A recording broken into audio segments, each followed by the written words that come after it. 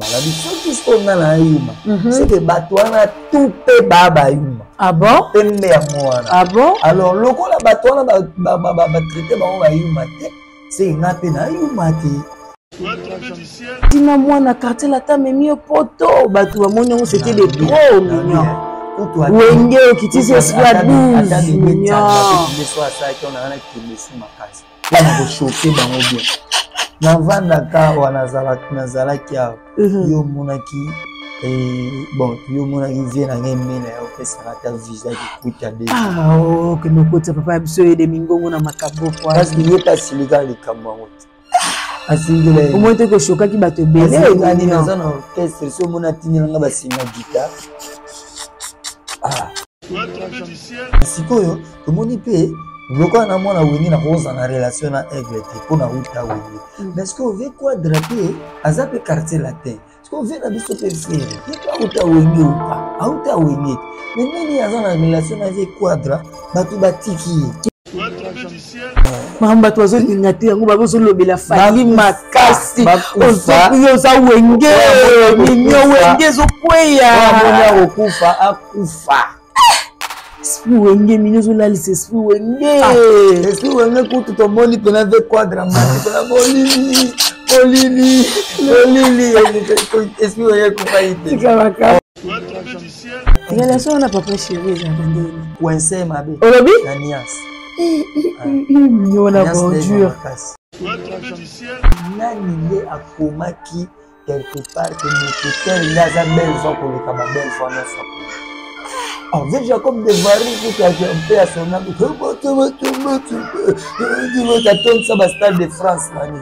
Les Aranini, pourquoi nous avons mis les Aranini? Pourquoi il a mis parce que c'est mon fils. Ah, des. Nous allons vouloir y penser. Mignon. Arrête. Donald, papa les camions. Moi. C'est comme un camo, mais là aussi. Mais là aussi, il y a. Ah, tu as ma mission à porter à mignon. Si tu as poto à congé, tu vas venir au poto à congé. On a un peu de première fois qu'on a gagné potes, on a un orchestre. On a un na moni ndike na miel boza bo la moi si na bien bato wata ba no former ba miel ba nini ah te tikabo ne wa musicien wata yo éviter ka musicien wata tiki problème ke gogan compte ba musicien belé o ba ba ko soto yembi to sala boye to moni yango awa ambui donc ba nzimbo beti ko lo ba boye te wa nzimbo miel. Oui, tu as décidé. Les bêtises. Il y a un grand chanteur, c'est mes bêtises. Miel grand chanteur. Et sa promotion des humours mis et ça. Il faut mettre année. Pour bien ce temps, tu me sers à dire à toi. Parce que les promotions, tu me bêtises. Bon, il y a bêtises. Maintenant, aigle, tu pas bon. Ah, on s'en va aigle. Moi, on se voit aux qui ne savent pas faire. Il y a une mission, mais il y a une mission. Il y a ça, les rêves, ma casse. Mais si on a un festival, oui, ça peut être, oh, maman Denise. Mignon. What is your problem? Et puis tous les musiciens congolais, il faut pour soutenir les artistes Fally Ipupa. Tous les artistes congolais. Mais bon, pour me tenir à quatre. Tous les artistes, il faut soutenir. Micro bien, génération. Nabi tout. Tout ça n'a pas papa, mignon. Non, je sais que tu es là.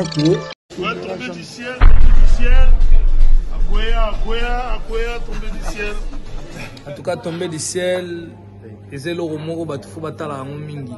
Et c'est mission Oyo, ils ont le belela toujours. Bah, bien fait, toujours exploit et ouais, rasson de la forêt. Alex Ntima Kobo Sanate, Moro Tezoya. Moro Tezoya, il faut qu'on explique mon kilé, bah, on a catastrophe. Parce que c'est loin de la forêt. Donc voilà quoi. Moi, Alex Ntima, en tout cas, vous allez rendre à Boyo quand tu sois là, même pas pour une heure du temps. 30 minutes. Nabi qui m'a tout besoin mon besoin, on a calmement posé. Donc ils ont un problème.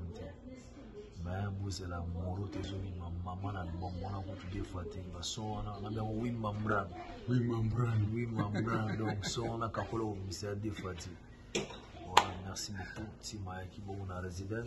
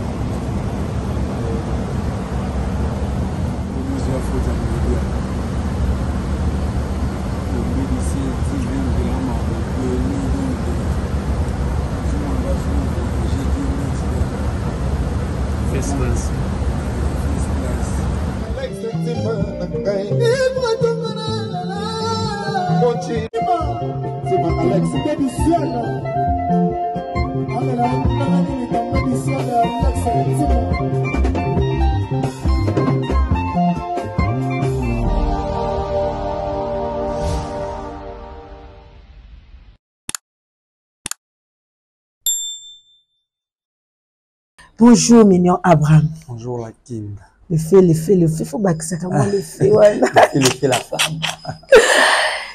Président. Toujours. Bonjour. Bonjour. Comment tu vas? Bien, par la grâce. En tout cas, très bien habillé. J'aime bien les styles un peu décontractés, un peu genre. Merci. Je kiffe. Merci beaucoup. Ça évolue? Ouais, très bien. Ça marche par la grâce de Dieu. Hein. Ça fait longtemps. Dieu a voulu que ça soit ainsi. Même pour te voir, même te croiser comme ça, c'est devenu tout un problème. Mais parce que nous, on a des programmes, okay. On a des répétitions, on a des jours de concert, mais on a aussi besoin de repos. Donc, voilà. Mignon Abraham, président. Le nom de l'orchestre encore? 10e bataillon Terra Nova. Pourquoi tu peux la Kinda les faits? Nouvelle Terre. Nouvelle Terre Terra Nova. Yes. Ok, c'est en espagnol. Oh, ouais, portugais, genre Terra Nova. Ouais, c'est en espagnol. Bah, joue bah programme les Andéni, tu évolues maintenant carrière solo nayo, na ba musicien nayo. Comment ça évolue? Ouais, on se bat comme tout autre orchestre dans ses débuts. Hein. Et moi, je suis là, je suis comme toute autre mission aussi. Okay. Et l'orchestre est là comme tout autre orchestre. Et on a juste besoin de soutien. Mais ça évolue. Besoin de soutien, besoin de sponsors, de producteurs. Voilà.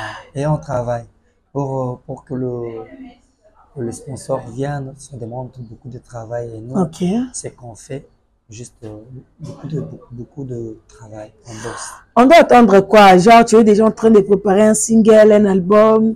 Je sais pas trop. Ouais, je suis en train de préparer mon album. Album déjà, Mignon Abraham? Ouais.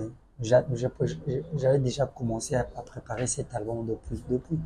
Okay. L'album est intitulé quoi? Passe en or. Pardon? Passe en or. Passe en or. Passe en or. Non, il doit le passe. Non, parce qu'on a déjà passé là. Cet album, j'ai commencé depuis chez Papa Chéri. CDG. Avec mon problème vite fait. Je me suis dit que cet album, il faut continuer toujours en Europe. Et quand j'ai eu la chance encore, comme en Europe, okay. on a bandit sous studio, on a évolué maintenant. Les autres qui ça évolue. Je vais qu'on soit un peu bilingue parce qu'il y a des gens, tout ça, moi français, moi linga, après ça appelle plaisir, Auguste Navarros, les passeports rouges, et on s'est appelé bien ma cassé. Mignon Abraham, Bassé, les autres, quand on dit, Moza, Batou Bakovi, Kosomba, ou bien Batou déjà, Basomba qui veut continuer dans Okakaboulou. Le musicien a le rôle à monter qui n'a pas. Ok. Ça va tout que oh, nani na boue, na ote katete. L'album est belé, tout le monde est bimat. Est-ce que ma commune est l'omnana na go bimisa 4 fois misaka 3-4 chansons? Non. La commune est l'omnana tina misaka penzembo mon côté. OK. Donc c'est-à-dire so ina ça ba bouquet banzembo na bango genga na embela bango. Et na embel gougou c'est pour l'homme des arguments solides, mais Rami d'Achatu. Oui, Rami d'Achatu. Moi t'es ma veka. Ah bon? Na embeli ex moi c'est patron. Moi mère na biso. Ouais, mais quand pas le boga la relation hein. Mère na biso. namona bandeko ebele bayembaki ete ça Ah, pose ok. pas de problème. Ok. Donc désolé t'es héritier. Si, si. Je suis désolé mais Amida Amida Chati. Chati. C'est-à-dire nganga à droite. T'es là tous les cas par rapport à ex moi si à patron. Ça n'a pas de problème. Ça n'a pas de On a tous le droit, toute personne est libre de faire ce qu'il veut. Moi aussi j'ai ma vision. Comment on a ex-papa au CPLAT? Non, ex-patron. Pourquoi? Oui, mais ouais, au monde. Oui, que héritier pas ça, il fait ton aide. Aucun jour, il n'a pas de l'héritier va que maison mère, non, on a biso na BCBG. Ah bon? Voilà, c'est cool. Oh, et ça, tu as BCBG? Oui. Ah, ok. Donc, on va bien à dernier fils, hein? Voilà.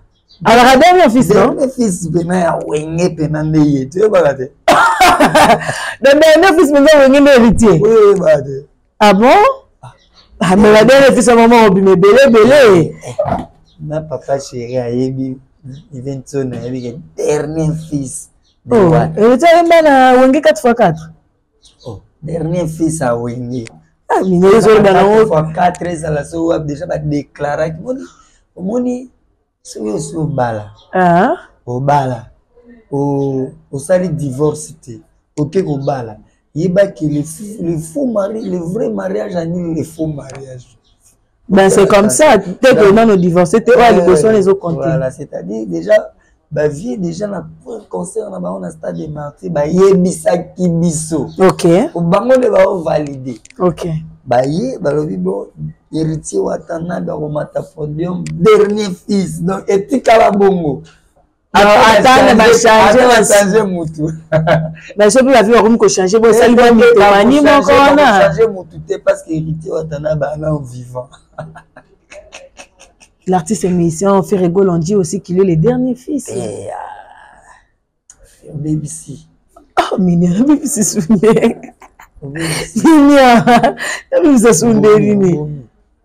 Fait rigole, on n'est pas le dernier fils à Wenge? Il y a un ami sur Batutu. Ok. Nga. Hein? Na kati stade. Ok. Bani pena na VIP quoi. Côté ba président ba vanda. Na l'action ba vidéo na. T'es naïf que vous allez. Voilà, na la kuna. Et bien na soma pena ba billet pino ya ba 200. Ok. Na pena une équipe nana. Pour la boya ki to bunga na ona kena ki bo ete tu vandi pena na kiti wana donc. Ota la ba grand. Ba papa na bino. Ba père na biso. Ba père na biso. Ba présenta mokili. Hein? Bah, présentant, c'est-à-dire, quand quelqu'un te présente chez quelqu'un que toi tu es qui chez lui, tu es ça, soit chez lui. C'est-à-dire, mon toi, en considération. Ok. Il faut la zone en liboso. Et comme une diffamation. Voilà, donc c'est-à-dire, toi, ma père, ma vandi, ma présenter biso moutou, que dernier fils. Et pas dans Baponi. Ok. Vous comprenez? Ok. En présentant mon qu'il est tout à peine stade de Martyrs, puis dans grand concert, il y a Wenge qui depuis Kabwana, après je pense qu'il 25 ans ou 24 ans, je sais pas, dans le Bossana. Bah ça, le premier concert, on a Betty. Comprends? Va présenter Binoké. Yé-moi souka. Conseil à réunification. Voilà, yé-moi souka. C'est-à-dire, biso na mitema. Et puis na mitutu et l'autre retenir il y a moi ça ndenge moko na grand frère na biso Ferré ni a présenté ah vous faites le grand frère na yo hein grand frère à Wenget. OK c'est bien nous je reconnaître Kaza grand frère na yo c'est ça ba ene na biso ah c'est bien comme ça mais na Wenge abeta na Wenge baza ba grand frère na biso okay. Il n'est pas présenté biso na concert na Arena Adidas que père na au pao Olobi. Oh, yo t'as la guité. Mais ça même, ça a été mignon. Oh, ça bordure, on a des ça bordure, des ça pembe. Pembe. Pas tout va pembe, faut pas foutre ba dixième. Ah bon? On a des nzambe père spirituel ya pembiol. Oh, l'accent de grâce. Vous savez pourquoi? C'est-à-dire ba tout va pembe ya. Pour la monnaie, mais pembe aller. Na obeto pembe. Aïe. Gagnes go père na. D'ailleurs, mignon, s'il te plaît, laisse-moi orienter mon émission. Ouais. Quand tu dis que l'artiste musicien Ferrego l'a présenté Koffi Olomide comme son père musical, ben, aux yeux de tous, surtout, il y a père musical, Naïza, papa, Abisongia, Mamakana, aux yeux de tous, tout, que musicien, jeune, souka, outara, ouéné, c'est faire, non? Alors, tant que babeta concert dans le stade de Martyrs, moi, mon dernier fils a essayé faire. On a ce qu'on a stade de Martyrs. Moi, il y a un concert, il y a une émission devant tout le monde. Mais devant tout le monde, vie est dernier fils hérité Wata. Donc, ils ont après stade de Martyrs, tout le monde qui va faire qui se réitérer dans ma propos dans on a émission les vrais mariages annulent les faux mariages. Mariage à l'Ibosono, basala divorce na ngote. Oh, bah, tu as hérité comme dernier fils. C'est comme dernier fils. Donc, divorce na on a installé mati. Et ça, on bon dernier fils. Et ça, peut être un nègre moko, nègre grand frère, na biso ko présenter biso na premier concert né à munene depuis ba musique a beta kala na poto que père na mon pao. On se peut comme on a pas on a rien à Ferrego là. Non, c'est pas la tête parce qu'il y a un artiste musicien, bah invité. OK. Non, on a un artiste musicien, donc on a moni artiste musicien puis grand bongo, le rôle à grand prêtre quadre à Vinani artiste a préféré à inviter et puis à présenter et pas à bateau que c'est son papa. On insiste sur le Cameroun. On insiste sur le fait qu'à présenter mais ce qu'on a c'est là pourquoi? Parce que bateau incrimine na mingi yo oza petit famille le kaya on a ça bateau na mon papa chéri mais le kaya moi mon ka aigle diko ese on a ngeza nini ko bato nyonso o ba ya ko incriminer nga o sopa yuma comme wana to évoluer nanu nanga to parler beaucoup plus d'abord sur toi parce que vous êtes président d'un orchestre. Ah bon? Pour ça la na betanze ma wenyo ka chomo ayebi wengete. OK. Ayebi ba passe autrement na wengete.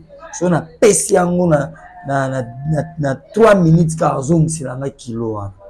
Ayebi na akomi na commentaire ne betaka bademo na yo. Omo sanga banzembo na obeta biso ne toyembango na studio. Na so interpréter te na oyembango. OK. Bato babeta na ba karaoke bango ne ba interpréter biso. OK. Mignon Abraham entrée en gratuit non le vendredi au CPA. Donc tous les vendredis c'est gratuit surtout pour les femmes. OK. Alors pour la mibali ça toujours moi quelque chose.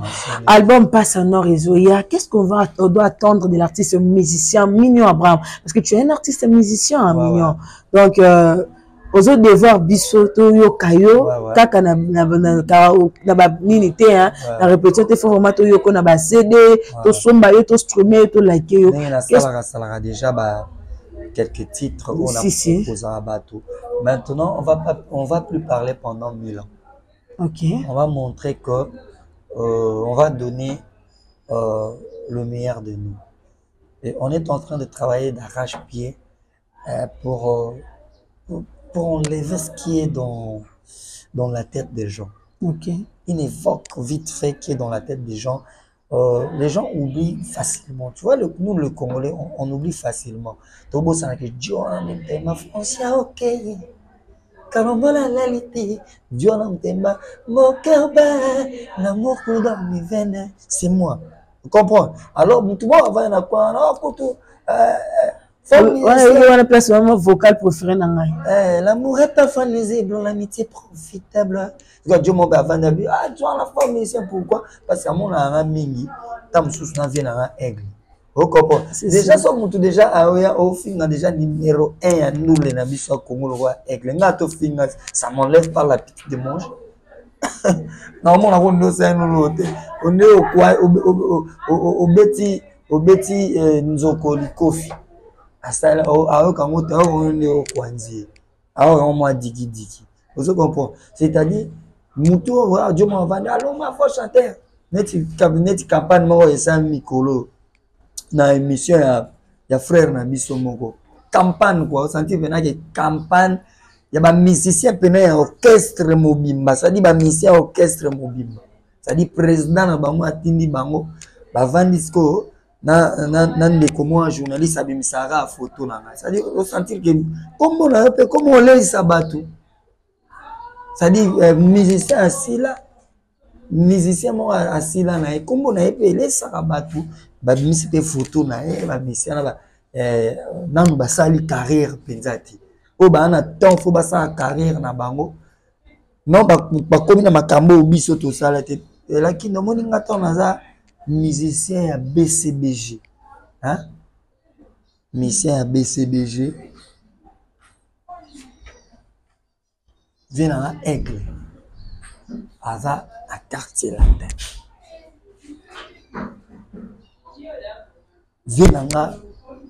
vient à Bisso Ferry à la maison mère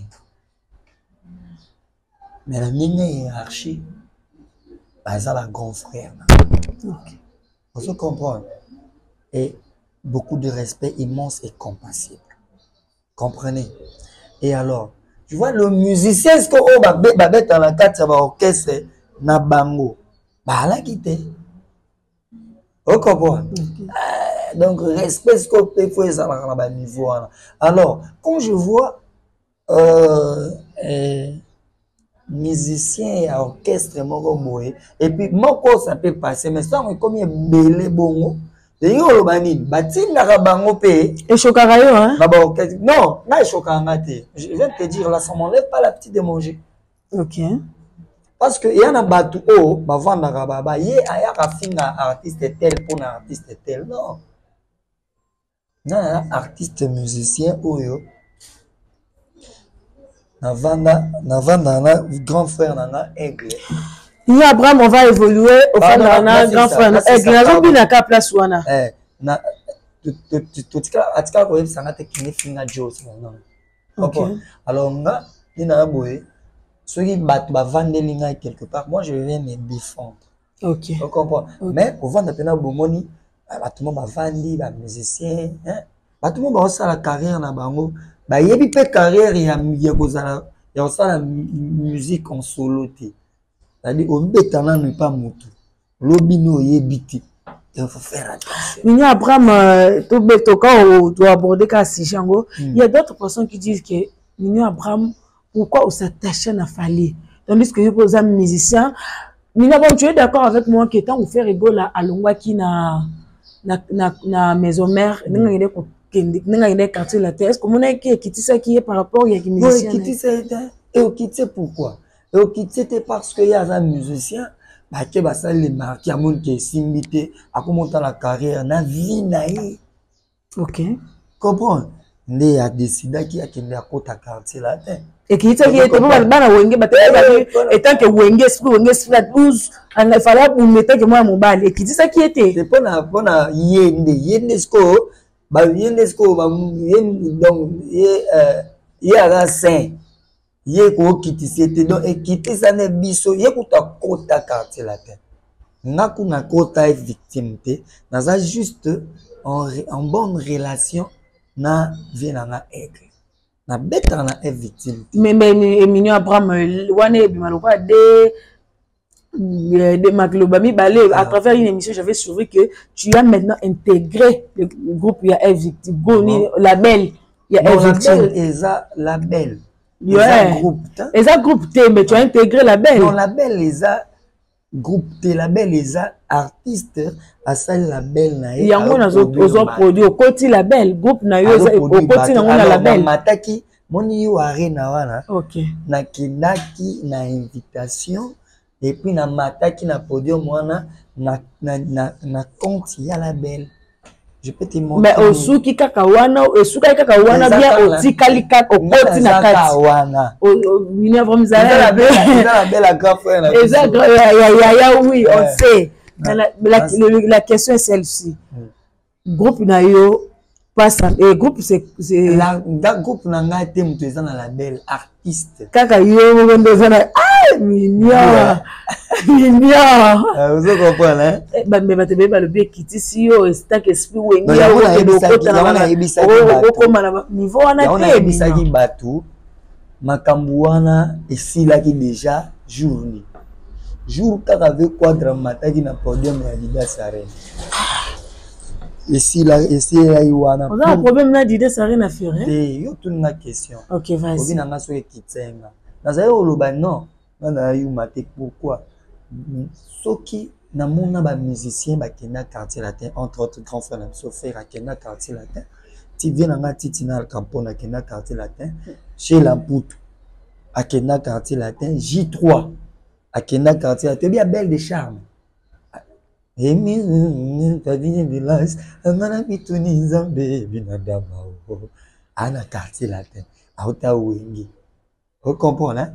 Donc c'est-à-dire ba onde ba bimba yumati bango tu balo ba kepena quartier latin ba yumati ngasi on ke pa iti nazaka en relation na aigle dinanga babi na yuma la biso kisko ngana yuma c'est que batwana tout pe ba yuma ah bon pembe ya mwana ah bon alors lokola batwana ba traiter ba yuma te c'est ngape na yuma te c'est que bango pe ba yuma te. Vous comprenez? Tout ce que son rôle, il faut balandaka, faut ba yo kamaloba na loba bien. Parce que mutu musu so zongo nenge mo ba boulot ndé ba fingi. Or que na lobinde.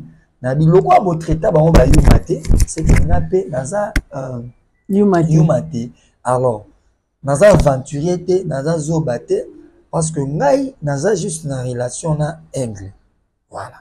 Mais sikoyo, to moni pe bloquant na mona wengi na rosa na relation na aigle te pona uta wengi mais est-ce qu'on veut quoi draper azape quartier latin est-ce qu'on veut na biso pe faire y pas uta wengi ou pas uta wengi mais nini azana relation avec quadra batu batiki tu peux évoluer à un moment donné mais toi tu n'as jamais évolué à quartier latin comment okelo kangama na mona uti quartier latin na bien relation ezelo mususu comprendre OK et petit cité aigle basolola bien par exemple na mona ke asola pe bien na mokobe abeta la wenge batu na ye loka ba Rafat ne ba artiste nenga pe na zati manga na ba na communauté congolaise na biso on comme to comme kabola Congo Congo otolo ba feza la ini parce qu'on est tout comme Kaboula parce que Kaboula Congo toujours contre sa divergence dans la musique congolaise pour moi je sais que mais tina moi na quartier latin mais mieux poto batu monyo c'était des trop mignons wenge okiti c'est soit 12 mignons tunde soit ça qui on a kinde sous ma case pour me choquer bango bien na vanda ka wana nazala kia yo monaki et bon puis au moins arrivé na ngemela ya opesa ta visa qui coûte déjà ah oh que nos côtés papa biso et de mingongo na makambo po parce qu'il est pas si légal les camarades au moins te ko choka ki bato belé ani na zone orchestre so mona tinila nga basinga guitare ah atambunda dans on a de mingongo ya marché jonga atambunda na zwati ozo kopwa siko sanga asikani vina yeza vina yone ya vina ozo kopwa na hotel avantage na nga monte ketongo eki epesinga espace ya okende na contenant ba no continuer studio na nga tu monte biso nesto zo imba na poto yo combien d'années nai 50 qu'on a doublé on a bêté on multiplie de match ici la bête on multiplie tout déjà esprit wenge mignon parce que esprit na bon vrai esprit wenge eza kimia OK eza kimia eza loyauté eza oyeba kondima o baninga basali eza mayele ndenge toyebeli wenge eza orchestre ya ba étudiant tu comprends eza kozala na mayele koyeba nini ya kotambusa vie nga nayemba nzema komona ngo titre nango code moral, ça veut dire zwa bomoto tia na esika nango zala sérieux. Le temps c'est le temps, avant l'heure ce n'est pas l'heure, après l'heure ce n'est plus l'heure. sikoyo temps emonani nazwi 5e angolo naboya yango mpona oyebisa veke naozwa tour wana nakozwa yango na elukela ba problème tena bavie na wenge ya solo aigle puis osaka na aigle c'est quoi avant de bénir 5 ans na poche à aigle et on va petit na ya pale et le kana problème ya nini banga na yoka bongo so ozongo parce que moi ba familiarité za ozaka mwana kasi ya mon directeur et dit ba dia te motema mana et moi familiarité moko za wana minyo moi je ko bimaso silo c'est comme voilà oncle nanga et on a eu na sima oncle peut-être ala za oncle donc à part ngakutu na ekokuta nina oncle na biso nde na sima kutu ne ya eng. Oh, ba no teke famille za la wana. Omoni. OK. Omoni. OK. Na ekutana na yebango na sima ya eng. Relation na papa chéri za kandeni. Me père na biso to wela nini yene mutu mpona vanda boye to egla ebanga. Po yo ebanga, po mokile ebanga. Papa chéri ni mutu présentant na mission hôtel bato il s'appelle Abraham Mignon au petit on a associé à Fande ce présidence ko ya ba miel de son donald le papa le kamiel pembe ngwana tika makambo bela osilika osirikate za bon ato ba mission na poto ya Mignon bapia ba bon ameba mission batika na bango na kama mutumia mutazongi monte mais muninga memi félicité na muninga bakenda ke Espagne miela memi Mignon alobi babeta komema musicien eza komema babeta concert fallait avant me maïb sabi soki nakina moi deux personnes nanga o le roi bangulu okende bamona Espagne après bazongo bakel le roi bangulu mususu bakimi o aza artiste musicien na félicité Domer voilà c'est un artiste mais il mo c'est un artiste azongi azongi azana kishasa mais muninga memi quand même musicien faut quand même faire oser za mobali yena ba ona ba déplique Mignon yo memi na mdem eza problème teta on a même ba musicien en Afrique du Sud ya zala no musicien VOA koloba boye c'est-à-dire mutu na mutu na calendrier na OK on a même ba musicien na Angola ya zala no musicien à VOA donc c'est-à-dire na koto na wenge liboso na na ulongo liboso na na bando me ba musicien ba voyage liboso na même musicien na Zambie liboso na na même musicien na Harare liboso na na même musicien na Zambie teni Harare na même musicien na nini Lubumbashi liboso na même musicien na Kabinda liboso na na Luanda liboso na c'est-à-dire problème na miel les aranini bon ouais la parce que c'est mon fils on vouloir penza Mignon moni na famille moni na famille mususu bozanga bala mususu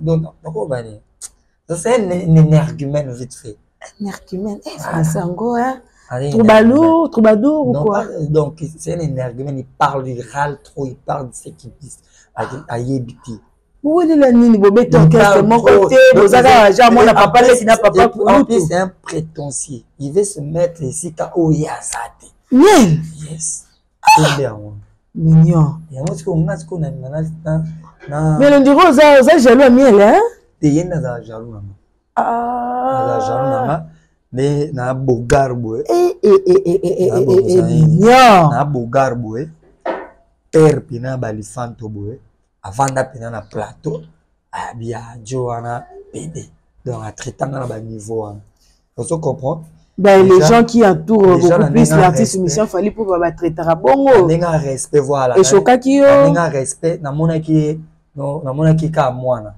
na monaki azana argumenter OK comprenez azana argumenter parce qu'on se connaît très bien vous connaissez yebi comme ma code amna bino quoi yebi mais besoin de évoluer ensemble quoi eza ni nomoni mutu mususu apena bogarti On comprend. Na Bugatti ta ko ba ya ba frère noko ke ba deux fois. OK. Ça c'est mon tout cas soit ça na problème à façade display dans la mbriema ala ko be na bato ba ça ba Bugatti ba yango ba usi ba ko finga famille ye mo on était deux fois bien deux fois bien voilà ah te minute kama kambo emewa boela nini loba na vérité sur la pembe aux pembe na expliquer bato ke moni tomba mise ba ute pa viewera OK ba uta kuna to ebi ke ba priaka ne mokile loba ba mise ba pa chéri ba kina liboso te nanga omwana na nzembo lokola chera pesinga bolingo tri ya bolingo pirate homo kote kuna zo pesa original ndenge mindele bapimela biso mokongo ya dendo imaole kopole yes kwa ça na nzembo wana te depuis à la carrière musicale ma ou t'es pas vieux c'est-à-dire à la rature ya ba mise nyonso abeta na maison ba bina bana nyonso ya ba wenge genre ba papa toi wenge moto azwi temps ya koformer bana pe ya kobimisa bana o bana bazana ba succès bana ba beti pe ba musique déjà kaka wera son na expliquant comment moni wenge maison mère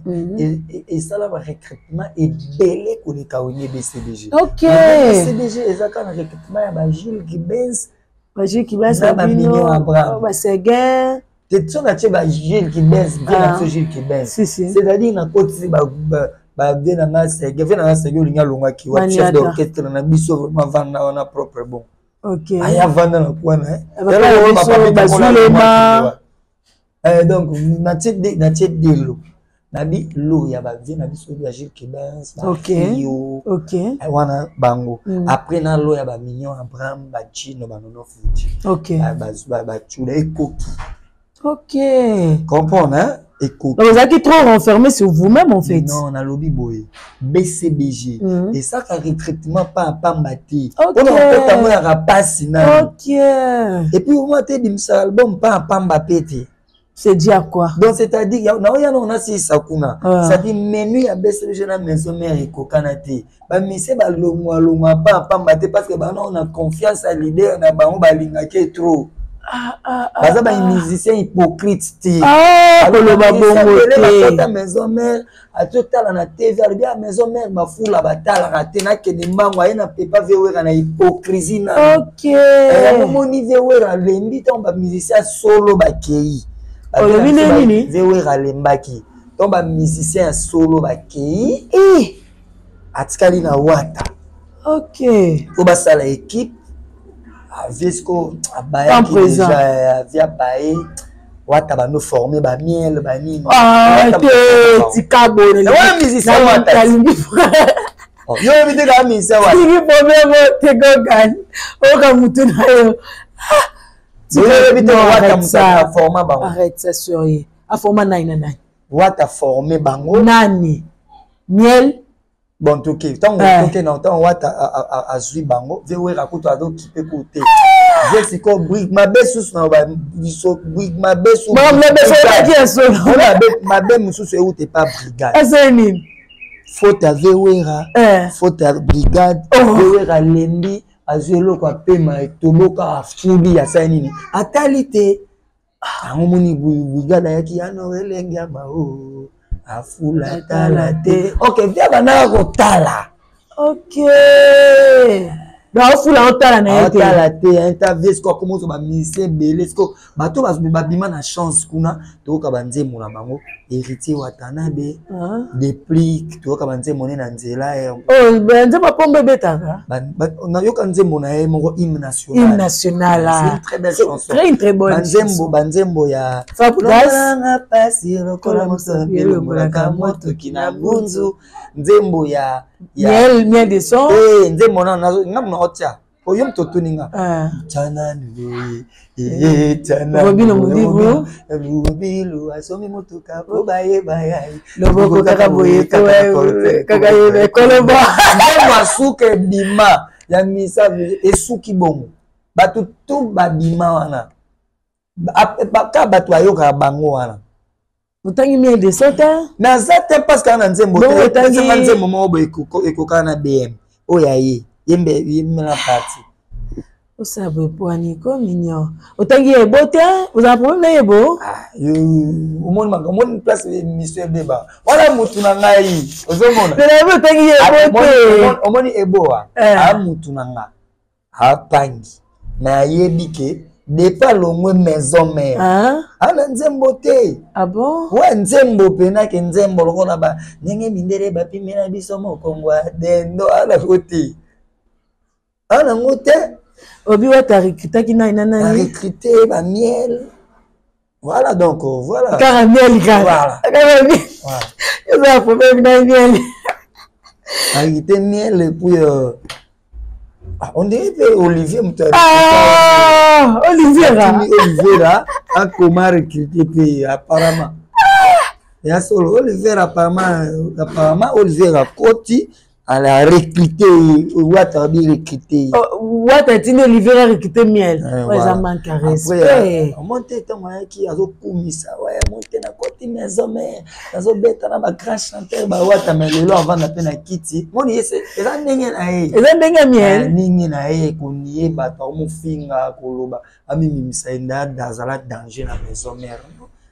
Bah tu as quand même ba vocal aussi. Danger de mort.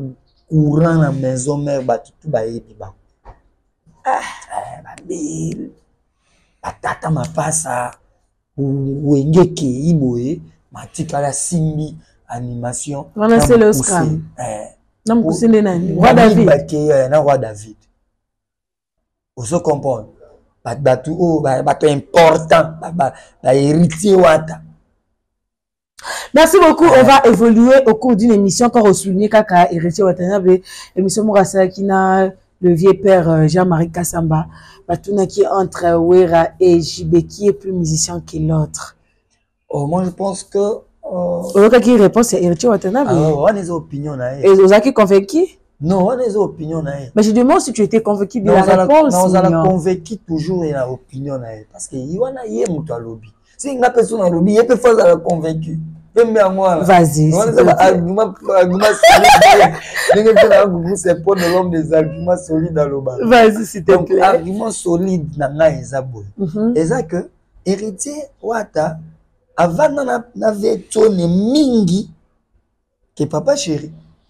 Maintenant avant na papa chéri mingi que vient tourner. OK.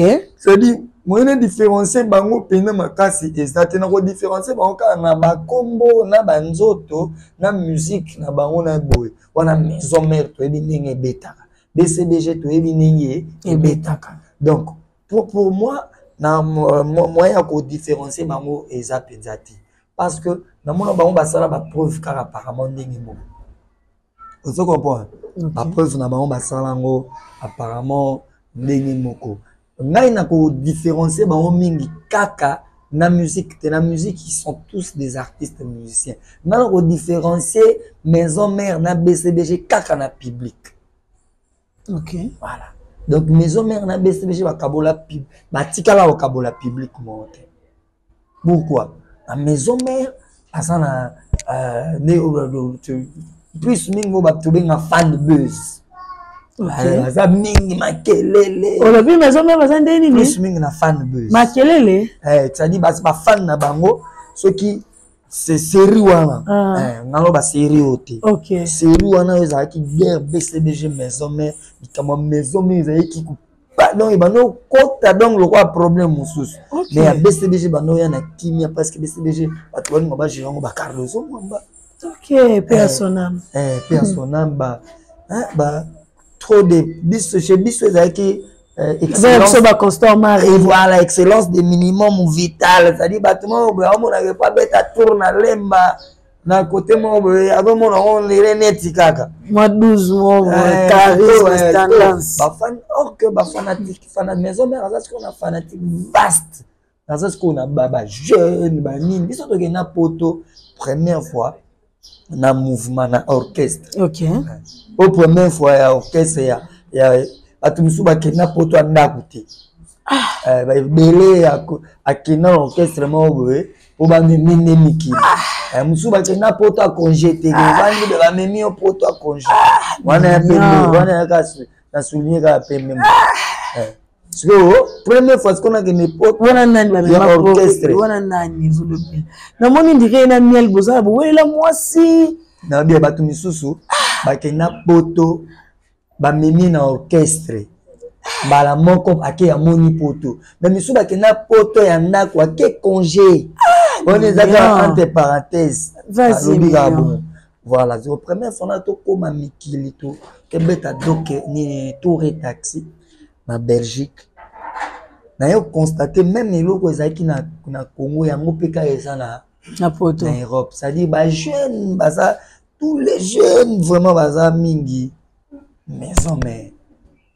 Nango so constater pas ba wario hein. BCBG eza mingi bah yaya. Ba yaya ba papa ba tonton. C'est pas ba wario eza problème hein. Pas ba wario nazo constater nini. Na constater que ba prêtre. OK.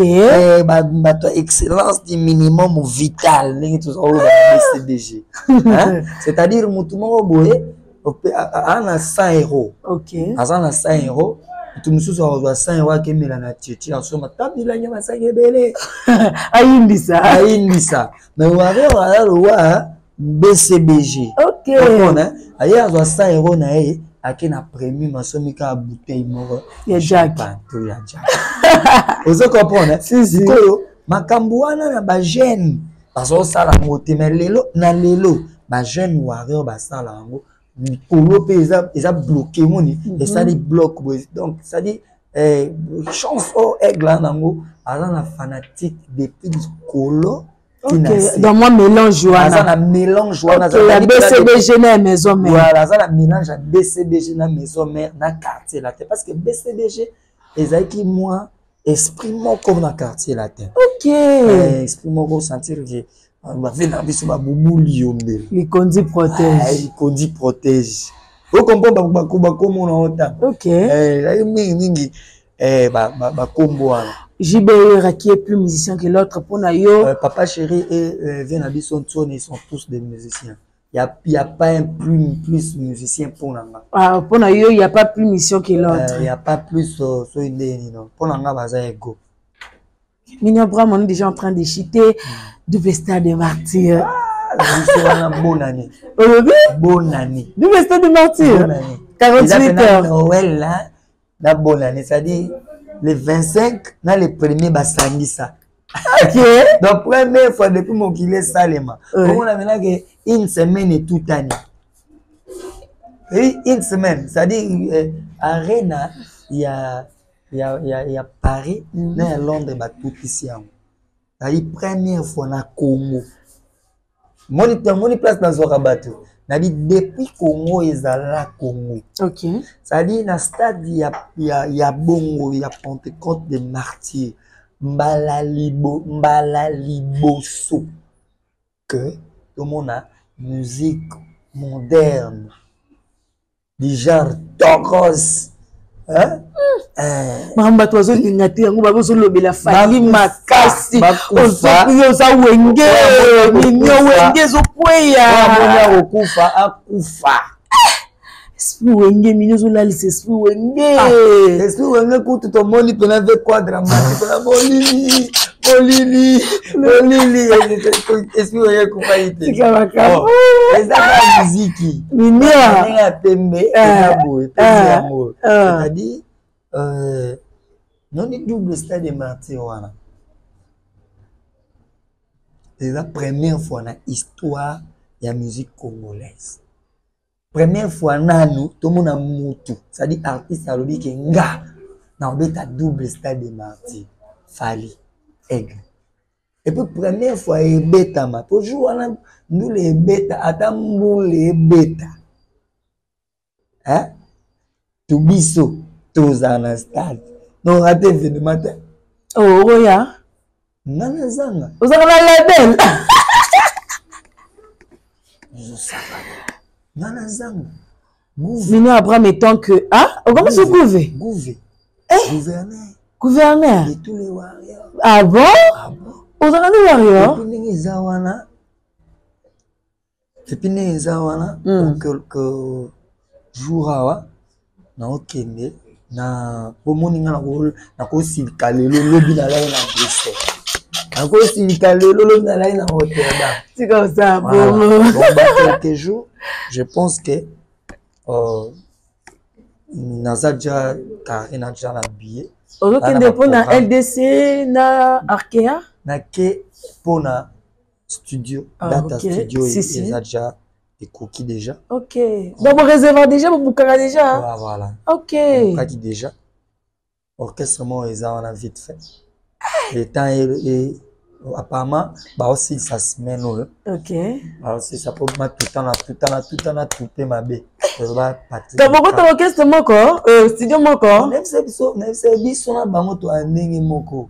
To ndeka biso to ezaka aigle. Wana na zo belaza kuna na studio. Na ba orchestre ndo tout ya. Tena zo azakuna nani tanga na kombo zo na mtape muzaka libre mini apa. Tena bi na orchestre moko na mona ke eza wana so orchestre nini oketa na ba video mona nze moto to bimsa finanga tina suka na gas fabulous o mona kana kata studio wana o mona pe orchestre moko pe eza sukuna orchestre nini no mignon ya nani nana za na poto na minute orchestre moko eza kuna azonga kino orchestre tikali orchestre moko eza kuna non comment peut orchestre mon pas peur de studio mon pas peur vete zo ba ko tout na frontière mo na problème non moni ma studio wana ya ka tokotaka ça dit ma jour nanga ekoko kanate voilà bon tout na ndé to za biso so ba congolais quand même te bango na séance na bango na pe na séance nanga ça dit ba jour ekoko tout na te ke bango lelo biso lobi kitoko te po ba si ça laisse après nga pena ya to si ça mais grand frère na wenge mignon c'est pas un problème pourquoi kuta pe mo sali mo lo mo pe vite fait bini pe to ka moi c'est makasi makasi OK nias makasi na coincé mabe olobi na nias mignon na bordure o coincé frigo makasi ye belle voix emba kitoko c'est makasi le barake nga na yemba nini oyemba belle frère sa belle voix quand même ya yemba na wenge 4x4 nani le akomaki quelque part que motetel ngaza belle voix ko le kaba belle voix na so ko en fait Jacob de Varou pour toi qui un peu à son âme que tu ça stade de France là ni yo coincé frigo la mignon nabi to koyemba mokolo bande ko coincé on est choqué nga on a bien as un chanteur on comprend qu'il y a un chanteur OK LDC Arena Arkea Ozala on est ce qu'on a yemba na aigle mokono yemba na aigle on comprend que ba Michel Belé o baba ki oso to yembi to sala boye to moni yango awa ambui donc banzimbo beti koloba boite ouais nzemba miel to ba betite oui bien dynastie et betite dynastie ye grand chanteur nzemba betite ndeni miel grand chanteur eza promotion des 8 mois mis et ça faut betande po biso tant to bimsaka banzemba to alba ote osali promotion te nzemba betite bo e betat nana yemana aigle nzembo tepa bongo on s'en aigle wana on zo ba mo zo kitisa pe papa Hervé ngira yembi na mise mo mi la yembi na mise ya sale erreur makasi asale makasi ala zwani ta café room ba yemba ba ka fu ba kenda vio sale mabe makasi akiba la Angleterre asale mabe makasi place wana fa ba azwata no Fuji ba Tanzania ça m'a bien. Il y a bon du stade de martyrs tout clôturé na biso déjà. Le stade de martyrs déjà. Mais est-ce que le défi est relevable? Musicien congolais. OK. Oh, je suis sûr et certain que ce jour-là, ça sera une grande fête de la musique congolaise et africaine. Parce que depuis que l'Afrique est Afrique, je ne pense pas qu'il y a un musicien africain moko beta déjà double stade ya minene bon. Ce qui est un festival té. Parce que oh, festival té. Oui, ça pété, oh, maman Denise. Mignon. What is your problem? Artiste a pesa makambo. Au monde la lumière, n'ayez mon aigle à l'obara. Un son, il y a son, bateau bengara. Oh, a petit playback, c'est-à-dire, babana retard. Au monde, il est là, on a mon pasteur Moïse Mbié, Alati, retour. Ouais. Retour. Comprendre. Comment tu avais trouvé le conseil de pasteur Moïse? C'était bien. Ambitieux, formidable, formidable. Pasteur Moïse, formidable. Moi, j'aimerais que l'artiste musicien Fally Ipupa opte pour ce podium. Ate ozala bongo te eza genre na son très bongo genre bato nyonso bazala ba mona ye MBP si la veut azama na son très tout ouais podium on a vraiment les là qui ont fort. Tebi pourquoi podium ezalaka mingi na sima. OK. Parce que ekosala parce que ça, quand ça sera au milieu on peut s'abattre nyonso o bazala sima no mukongo. Non, tu vois, parce que Moïse a qui n'a milliers. Oh, comment baluka Il y a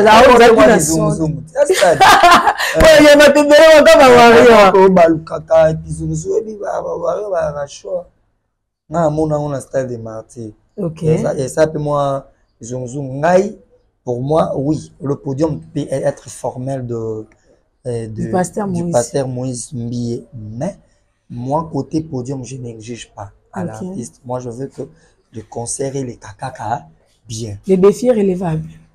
Mais il y a un défi déjà dans mon tuteur. Non, j'ai dit les grandeurs, il y a 48 heures, wana mignon.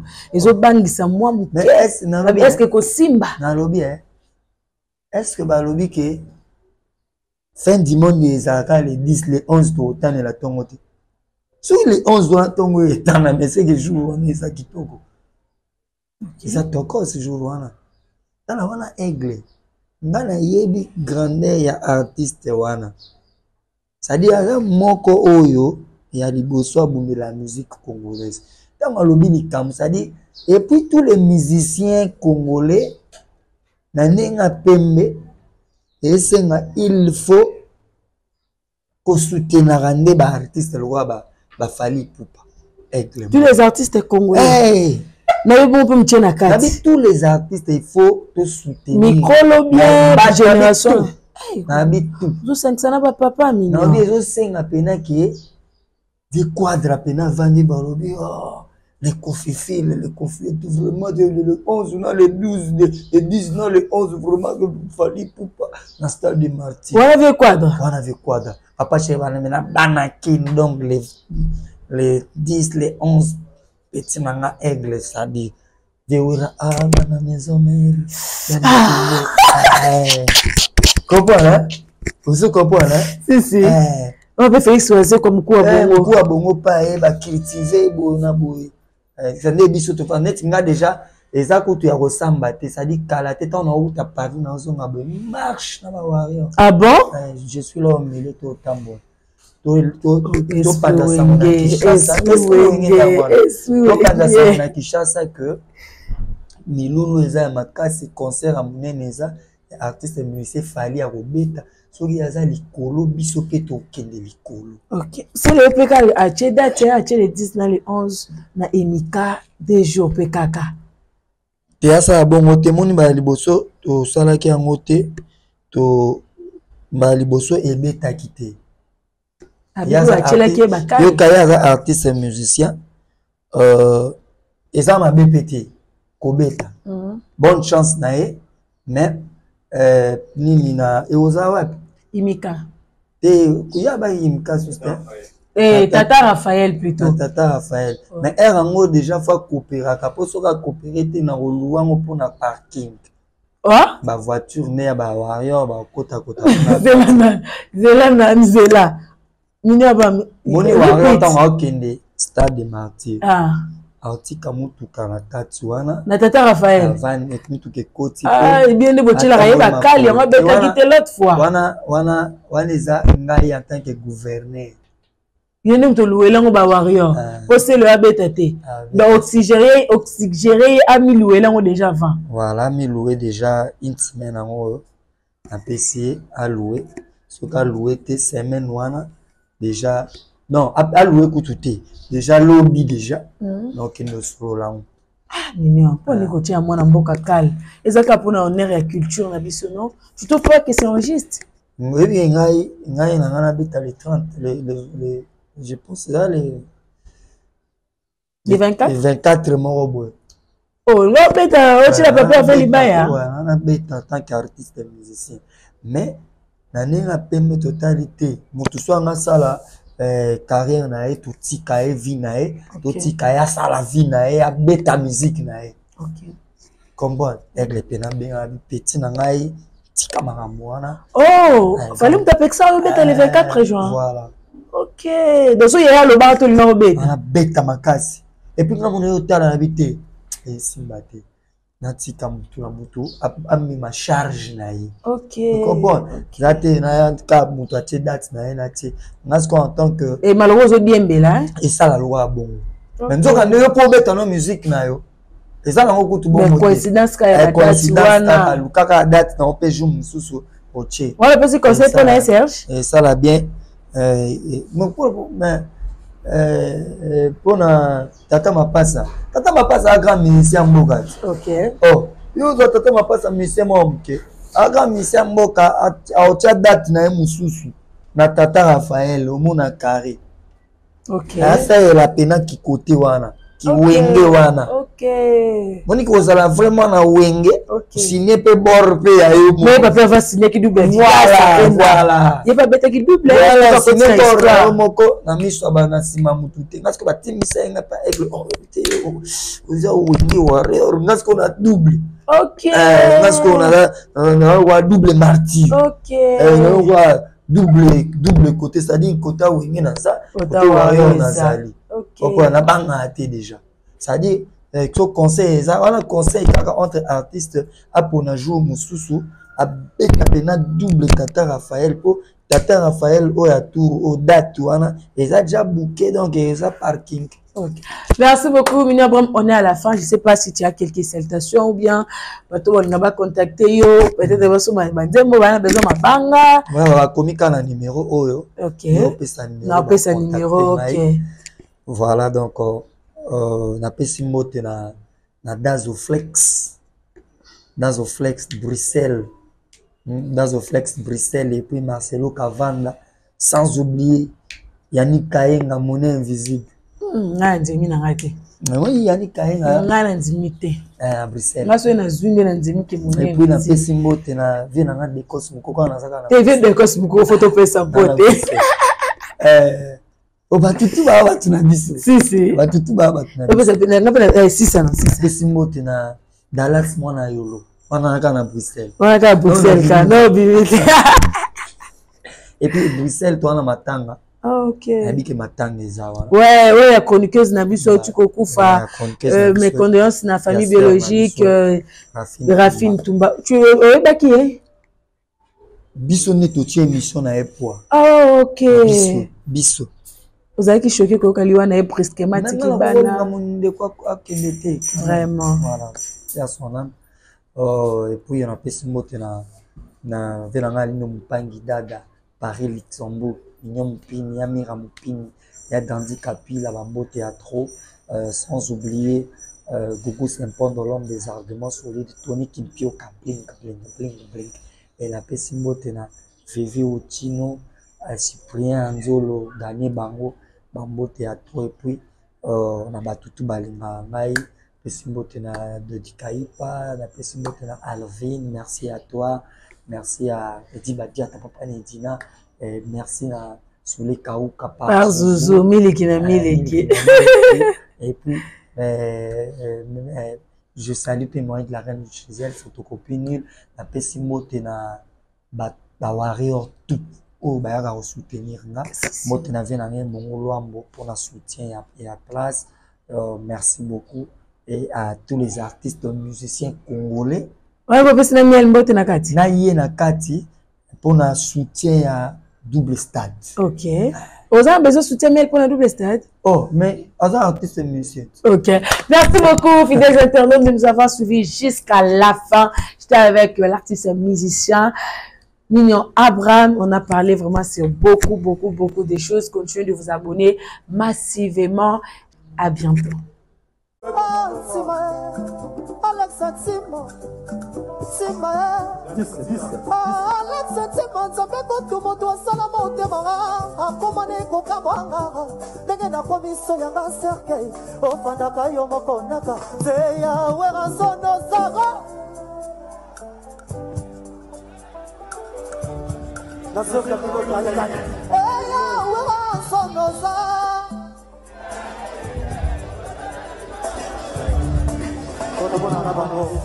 Merci. Tombola le bobo, tombola le bobo, tombola le bobo, tombola le bobo.